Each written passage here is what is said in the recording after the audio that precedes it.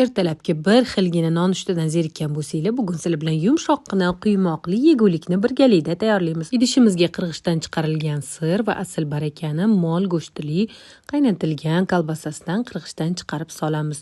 Judayam mazali bu kolbasalar halol sertifikatiga ega.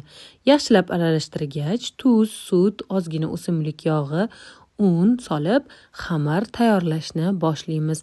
Benchikda yaxshilab aralashtirib olamiz va bir dona tuxumni qo'shamiz. Boshida solsanglar ham bo'ladi. Tovani ozgina yog'lab, quymoqni sekin quyib pishirishdan boshlaymiz. Baland olovda pishirish kerak emas, past olovda pishirib olamiz. Shunda oppoqqina bo'lib chiqadi quymoqlar. Quymoqni bu tomonini o'girib, ichiga kolbasa va pishloqni solamiz hamda ikkita tomonini qizartirib likopchaga terishni boshlaymiz.